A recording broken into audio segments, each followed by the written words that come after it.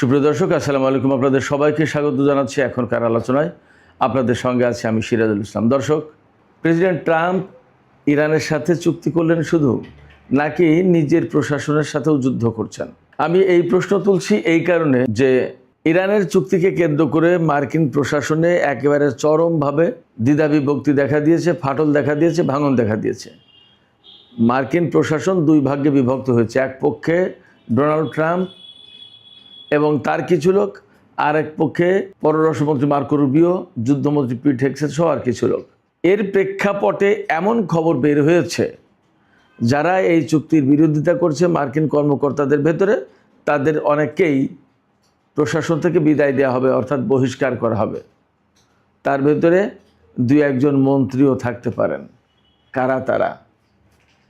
একই সাথে আরেকটা চমৎকার খবর আছে। ইরানের সাথে আমেরিকা কি চুক্তি করলো, এই বিষয়টি জানার জন্য ইসরায়েল উদ্গ্রীব হয়ে আছে।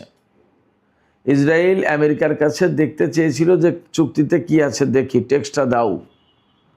ডোনাল্ড ট্রাম্প নেতানিয়াহুকে না বলছেন যে না, দেখানো যাবে না। তাহলে এখানে আর একটা প্রশ্ন আসছে, আসলে এই চুক্তিতে আছেটা কি? ইসরায়েল আমেরিকার এত বড় মিত্র, তাকেও দেখতে দিচ্ছে না, তাহলে বিষয়টা কি? সুপ্রিয় দর্শক, এই বিষয়গুলো নিয়ে এখন আলোচনা করব।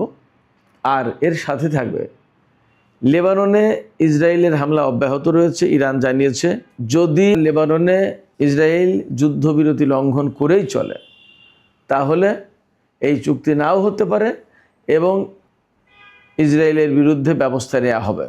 তাহলে এই চুক্তির সম্ভাবনা আসলে কতটা? তো দর্শক, চলুন আমরা বিস্তারিত আলোচনায় চলে যাই। প্রথমে যে কথা বলবো সেটি হচ্ছে এই যে মার্কিন প্রেসিডেন্ট ডোনাল্ড ট্রাম্প ইরানের সাথে চুক্তি করেছেন। আমেরিকা এবং ইরান যে চুক্তিতে ডিজিটালি সই করেছে, সেই চুক্তি খুবই গুরুত্বপূর্ণ। আমরা পরিষ্কার বুঝতে পারছি এত বড় একটা যুদ্ধ এই চুক্তির ভেতর দিয়ে তার অবসান হচ্ছে এবং আমেরিকা ইসরায়েলের সাথে অ্যাট এ টাইম যুদ্ধ করছে। এইরকম একটা দেশের সাথে চুক্তি হচ্ছে, এটা নিশ্চয়ই এবং নিঃসন্দেহে একটা ঐতিহাসিক চুক্তি। বাট এই চুক্তিতে কি আছে সেটা ইরানকেও প্রকাশ করতে দিচ্ছে না আমেরিকা, এবং আমেরিকা নিজেও প্রকাশ করছে না। ইরানের ভেতরে এই চুক্তির যে সমস্ত বিষয়াশয় প্রকাশ হয়েছিল, তাতে ডোনাল্ড ট্রাম্প উষ্মা প্রকাশ করেছিলেন, একটু রাগ ভাব দেখিয়েছিলেন যে এই চুক্তিটা দেখিয়ে দিল কীরকম কথা প্রকাশ করে দিচ্ছে। ইরানি কর্মকর্তাদের নিজেদেরকে ঐক্যবদ্ধ করা উচিত এবং পরিস্থিতি সামলে নেওয়া উচিত। তিনি সেই সময় বলেছেন যে ইরানে যে চুক্তির খসড়া প্রকাশ হচ্ছে এটা ফেক নিউজ, এটা ঠিক না। আবার ইরানকে হয়তো ব্যাক চ্যানেলে মেসেজ দিয়েছেন ডোনাল্ড ট্রাম্প যে এই চুক্তির কথা ফাঁস করা যাবে না। অবশ্যই আমেরিকায় তো এই চুক্তি ফাঁস করেনি। আর ইসরায়েল এই চুক্তি দেখতে চেয়েছিল যে চুক্তিতে আছে কি, আমি একটু দেখতে চাই, আমাকে দেখান। ইসরায়েলের প্রধানমন্ত্রী বেনিয়ামিন নেতানিয়াহু, কিন্তু তাকে দেখতে দেওয়া হয়নি।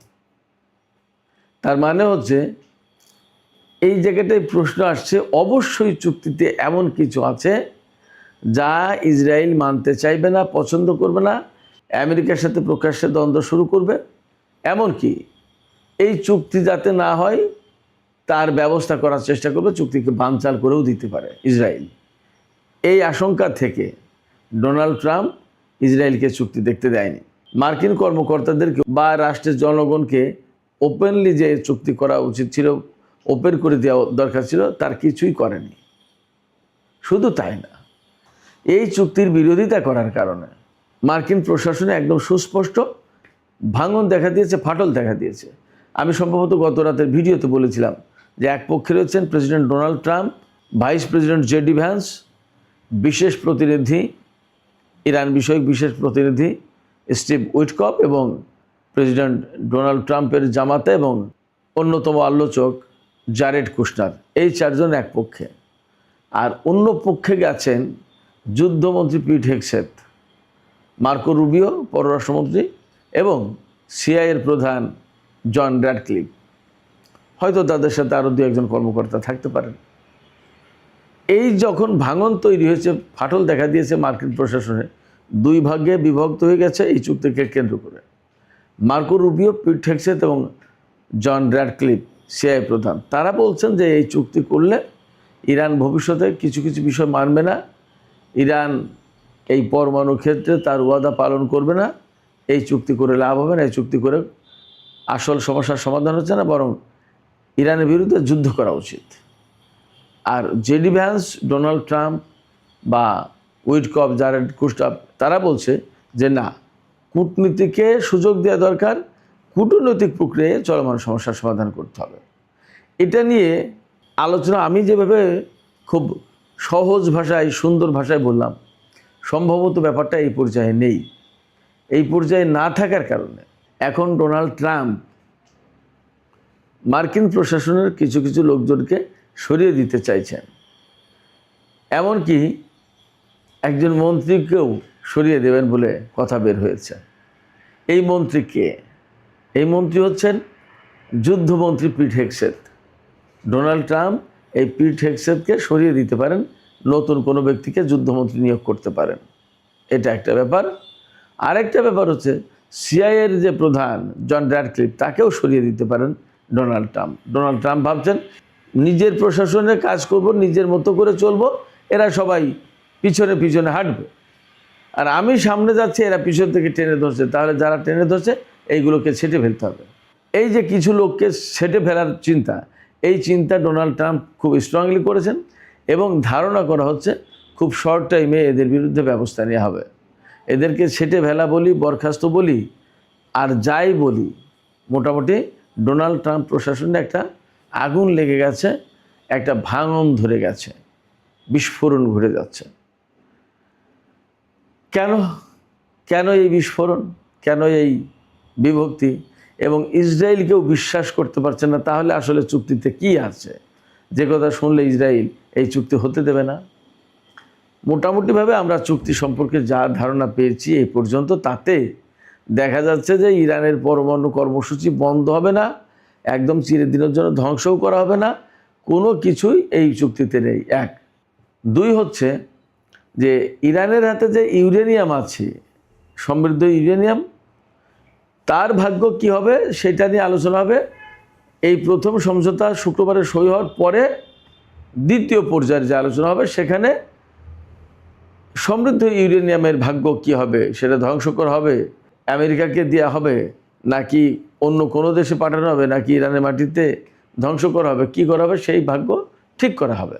আর ইরান ইউরেনিয়াম সমৃদ্ধ করতে পারবে কি পারবে না তা নিয়ে আলোচনা হবে, কিন্তু পরমাণু কর্মসূচি একদম বন্ধ করে দেবে এইরকম কোনো আলোচনা হবে না, এটা এজেন্ডায় নেই।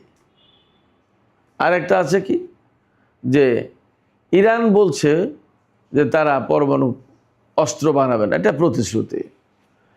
এখন এই যে ইউরেনিয়ামের ব্যাপারে বা পরমাণু কর্মসূচির ব্যাপারে, পরমাণু কর্মসূচি বন্ধও করবে না, ইউরেনিয়াম ধ্বংস করবে কি করবে না তারও কোনো নিশ্চয়তা নেই, অর্থাৎ পরমাণু বিষয়ে কোনো নিশ্চয়তা নেই এই চুক্তিতে।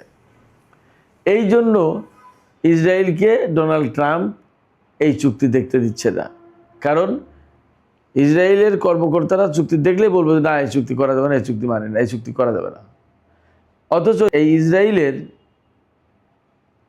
চাপে বা উস্কানিতে বা ফুসলানিতে ডোনাল্ড ট্রাম্প কিন্তু ইরানের বিরুদ্ধে যুদ্ধ করতে এসেছিলেন। এখন সেই ইসরায়েলকে আর বিশ্বাস করছেন না, ভরসা করছেন না। কারণ কি? কারণ হচ্ছে ডোনাল্ড ট্রাম্প দেখেছেন বা মার্কিন কর্মকর্তারা দেখেছেন ইসরায়েলের হয়ে যুদ্ধ করতে এসে কী রকমের ক্ষয়ক্ষতির মুখে পড়েছে আমেরিকা। পাশাপাশি ইরানকে হারানো যাচ্ছে না, বরং ইরান দিন দিন শক্তিশালী হয়ে উঠছে, হরমুজ প্রণালী বন্ধ করে দিয়েছে, আর সারা বিশ্বের জনমত ইরানের পক্ষে চলে গেছে। এই অজনপ্রিয় যুদ্ধে জেতা যাবে না, এটা ডোনাল্ড ট্রাম্প ভালোভাবে বুঝতে পেরেছেন। সেক্ষেত্রে এই যুদ্ধ থেকে কত দ্রুত বের হয়ে যাওয়া যায় সেটাই এখন খুঁজে বের করার চেষ্টা করছেন ডোনাল্ড ট্রাম্প। কিন্তু ইসরায়েলের লক্ষ্য হচ্ছে আমেরিকাকে দিয়ে ইরানের সরকার পরিবর্তন করবে, পরমাণু কর্মসূচি ধ্বংস করবে, আরও যা যা করার তা সব আমেরিকাকে দিয়ে করিয়ে দেবে। তার মানে আমেরিকাকে এখানে ইসরায়েলের পক্ষে যুদ্ধ করতে হবে। এই বিষয়টা আমেরিকা আসলে চাইছে না, যার কারণে ইসরায়েলকেও দেখাতে চাইছে না এই চুক্তি। পাশাপাশি যারা এই চুক্তির বিরোধিতা করছে তাদেরকে মিস্টার ট্রাম্প উইল ফায়ার দেন, তাদেরকে তিনি ফায়ার করবেন, বরখাস্ত করবেন, সরিয়ে দেবেন। তার মানে এই ইরানের সাথে যুদ্ধ করতে এসে এতদিন তো যুদ্ধে সেনারা ক্ষতিগ্রস্ত হয়েছে, মার্কিন সামরিক ঘাঁটি, মার্কিন সামরিক প্রতিরক্ষা সরঞ্জাম ইত্যাদি ইত্যাদি ক্ষতিগ্রস্ত হয়েছে বা ধ্বংস হয়েছে। এখন খোদ ডোনাল্ড ট্রাম্পের সরকারের টালমাটাল সৃষ্টি হয়েছে, যেখানে ট্রাম্প এবং ইসরায়েল মিলে ইরানের সরকারকে উৎখাত করে দেওয়ার একটা টার্গেট দিয়েছিল এবং বহু হত্যাকাণ্ড ঘটিয়েছে। সেই জায়গায় এখন ডোনাল্ড ট্রাম্পের নিজের সরকারই টালমাটাল অবস্থায়। শুধু তাই না, ইসরায়েলের যে প্রধানমন্ত্রী নেতানিয়াহু, সেখানে যে সংসদ নির্বাচন হতে যাচ্ছে, তাতে এইবার মোটামুটি বিরোধী দল যেভাবে জোট গঠন করছে, তাতে নেতানিয়াহু মনে হয় এবার আর ক্ষমতা আসতে পারবে না। এইসব বিবেচনা করে মোটামুটিভাবে বলা যায় যে চুক্তি যেটা হয়েছে বা হচ্ছে, এই চুক্তি বেসিক্যালি ইরানের পক্ষে যাচ্ছে, যার কারণে ডোনাল্ড ট্রাম্প তার দেশের লোকজনকেও এই চুক্তির কপি দেখাতে পারছে না, ইসরায়েলকেও না, কাউকে না, গোপন ডাকছে। কারণ এই চুক্তি হলে, এই চুক্তি প্রকাশ করলে ডেমোক্র্যাটরা ধরবে, তার দলের সমর্থকরা ধরবে, যারা যুদ্ধের পক্ষের তারা ধরবে, ইসরায়েল ধরবে, আরও বড় চাপে পড়বে। সেক্ষেত্রে ইরান যুদ্ধ নিয়ে যে মার্কিন প্রশাসন বা ইসরায়েল মারাত্মক রকমের সংকটে পড়ে গেছে, বিপদের ভেতরে আছে, এই চুক্তির ভাষা, ধরন এবং চুক্তি করার জন্য ইরানের উপরে চাপ সৃষ্টি করা, এইগুলো থেকে সব কিছু পরিষ্কার হয়। শুধু তাই না, মার্কিন প্রেসিডেন্ট ডোনাল্ড ট্রাম্প গতকাল আরও বলেছেন যে ফ্রান্সে G7 শিল্পোন্নত দেশগুলোর যে সম্মেলন হচ্ছে, সেখানে কাতারের আমিরের সাথে বৈঠকের সময় সম্ভবত, অথবা শীর্ষ সম্মেলনের অবকাশে সাংবাদিকদের সাথে আলাপের সময় ডোনাল্ড ট্রাম্প বলেছেন যে ইসরায়েল যে আচরণ করছে, ইসরায়েলের এই আচরণে তিনি আসলে হ্যাপি না। আসলে ডোনাল্ড ট্রাম্পের ব্যাপারটা কি, ডোনাল্ড ট্রাম্প কিন্তু যে ধরনের মন মানসিকতার লোক, তাতে উনার কর্তৃত্ব থাকবে সব জায়গায়, উনি মাতব্বর, উনি বস, আর সেখানে কারো ভাগিদার থাকবে না। তো যখন এই যুদ্ধ করছে, যখন এই চুক্তি করছে, সমস্ত সব কিছুতে মূল মাতব্বরই ডোনাল্ড ট্রাম্পের, এইটাই হলো আসল কথা। এখানে নেতানিয়াহু এসে যদি বারবার যদি তাকে ডিকটেট করে যে মিস্টার ট্রাম্প আপনি এইটা করেন, ওইটা করেন, এই করা উচিত হবে না, ওই করা উচিত হবে না, এইরকম করেন, ওই রকম করেন, তাহলে ডোনাল্ড ট্রাম্প বাস্তবতা হচ্ছে বিরক্ত হচ্ছেন। তিনি ভাবছেন, আরে আমি আমার কাজ করবো, আমি হলাম বিশ্বের 1 নম্বর শক্তিশালী, এখানে ইসরায়েলের প্রধানমন্ত্রী এসে আমাকে ডিকটেট করে, হোয়াট ইজ দিস? এই যে ইসরায়েলের ডিকটেশনের ব্যাপার, এই ডিকটেশনের যে আচরণটা, তিনি বলছেন যে এই ইসরায়েলের এই আচরণ, ইসরায়েলের প্রধানমন্ত্রী নেতানিয়াহুর এই আচরণ আমার পছন্দ হয়নি। শুধু তাই না, হিজবুল্লাহর বিরুদ্ধে ইসরায়েল অনেক দিন ধরে, লম্বা সময়, দীর্ঘ সময় ধরে যুদ্ধ করছে এবং বহু মানুষ মারা গেছে। ডোনাল্ড ট্রাম্প এই কথাও বলছেন যে এইটাও ঠিক হয়নি, এটা আমি পছন্দ করছি না, যে নেতানিয়াহু এতদিন ধরে হিজবুল্লাহর বিরুদ্ধে যুদ্ধ করবে এবং তাদের নারী শিশু থেকে শুরু করে সাধারণ মানুষজন মারবে, এটা আমি পছন্দ করছি না। বরং নেতানিয়াহু একটা কাজ করতে পারত, যে সিরিয়ায় যে জুলানি সরকার, আল সারা বলা হয় তাকে, এই জুলানিকে দিয়ে ইসরায়েল লেবাননে হিজবুল্লাহর বিরুদ্ধে যুদ্ধ করাতে পারতো বা তাদের বিরুদ্ধে কিছু ব্যবস্থা নিতে পারতো। এই কিছু ব্যবস্থা বলতে হয়তো সীমান্তে আরও বেশি কঠোর নিয়ন্ত্রণ আরোপ, তারপরে সীমান্ত দিয়ে অস্ত্র যাতে না যায় হিজবুল্লাহর হাতে, এই সমস্ত বিষয় সে বলছে। তার মানে সিরিয়াকে লেবাননের বিষয়টা হ্যান্ডেল করতে দিতে আগ্রহী ডোনাল্ড ট্রাম্প, এটা বোঝা যায়। এই কারণে বলছে যে ইসরায়েল এগুলো না করে সিরিয়াকে দিয়ে করাতে পারতো। অবশ্যই এখানে নেগেটিভ আর একটা দিক আছে। সিরিয়াকে লেবাননে লেলিয়ে দেওয়া মানে 2 মুসলিম দেশের ভেতরে একটা সংঘাত তৈরি করা, অর্থাৎ মুসলমানদেরকে দিয়ে হিজবুল্লাহকে ধ্বংস করে দেওয়ার একটা চেষ্টা। এটা খুবই ডেঞ্জারাস একটা পদক্ষেপ বা চিন্তা। আমার বিশ্বাস ডোনাল্ড ট্রাম্পের এই বক্তব্য নিয়েও নানা রকমের ব্যাখ্যা বিশ্লেষণ হবে, কারণ তিনি আর একটা দেশকে লেবাননের বিরুদ্ধে উস্কে দিতে পারেন না, বা সিরিয়াকে লেবাননের বিরুদ্ধে বা হিজবুল্লাহর বিরুদ্ধে ব্যবহার করা উচিত, এরকম কথা বলা আমার মনে হয় আন্তর্জাতিক আইন বা স্বাভাবিক সেন্সে এটা ঠিক না। যাই হোক, আমি আর একটা খবর এখানে একটু আলোচনা করি। ইরান আমেরিকার ভেতরে যে চুক্তি হচ্ছে, তাতে একটা বড় বিষয় হচ্ছে যে লেবানন সহ পুরো মধ্যপ্রাচ্য অঞ্চলে যেখানে যেখানে ইসরায়েল এবং আমেরিকা যুদ্ধ করছে, তার প্রত্যেকটা জায়গায় যুদ্ধ বন্ধ করতে হবে। এটা হলো এই চুক্তির প্রধান শর্ত, 1 নম্বর শর্ত। তো যখন 1 নম্বর শর্ত, অথচ ইসরায়েল তা মানছে না এবং সে মানবে না, সে পরিষ্কার করে ঘোষণা দিয়েছে। শুধু তাই না, ইরানের প্রেস টিভি বলছে যে ইসরায়েল গত 2 দিনে 84 বার যুদ্ধবিরতি লঙ্ঘন করেছে। এই জায়গায় ইরানের পররাষ্ট্রমন্ত্রী আব্বাস আরাকচি তিনি পরিষ্কার করে হুমকি দিয়েছেন, সতর্ক করে দিয়েছেন ইসরায়েলকে যে যুদ্ধবিরতি যেটা হয়েছে সেটা যদি রাখতে হয় তাহলে ইসরায়েলকে অবশ্যই হামলা আগ্রাসন বন্ধ করতে হবে লেবাননে, এবং লেবানন থেকে ইসরায়েলি সেনা প্রত্যাহার করতে হবে। তা না হলে আমরা চুক্তিতে যাব না এবং ইসরায়েলের বিরুদ্ধে ব্যবস্থা নেব। এখন ইসরায়েল কিন্তু এই চুক্তি বানচালের চেষ্টা করছে। ইরান যদি ইসরায়েলের বিরুদ্ধে ব্যবস্থা নেয় তাহলে কিন্তু ইসরায়েলের লক্ষ্যই পূরণ হয়। ইসরায়েল চাইছে না যে ইরানের সাথে আমেরিকার এই চুক্তি হোক, তাহলে ইসরায়েল সবচেয়ে বড় বেশি লুজার হয়, ক্ষতিগ্রস্ত হবে। সেই কারণে তারা এই চুক্তি বানচাল করে দিতে যাচ্ছে। এখন এই বানচাল করে দেওয়ার প্রেক্ষাপট কিন্তু তৈরি করেছে ইসরায়েল। এই অবস্থায় ইরান যদি হামলা চালায় তাহলে চুক্তি বানচাল হয়ে যাবে, আর ইসরায়েলের বিরুদ্ধে হামলা যদি না চালায় ইরান তাহলে ইসরায়েল এইভাবেই লেবাননের বিরুদ্ধেই হামলা চালাতেই থাকবে। এটা আসলে খুবই দুর্বিষহ একটা ব্যাপার হবে। তখন পরিস্থিতি এমন হবে, ইরান এবং আমেরিকার চুক্তি হয়েছে কিন্তু ইসরায়েল এবং লেবাননের যুদ্ধবিরতি কার্যকর হয়নি, বরং ইসরায়েল লেবানন এবং হিজবুল্লাহকে একদম ধ্বংস করে দেওয়ার জন্য যুদ্ধ অব্যাহত রেখেছে।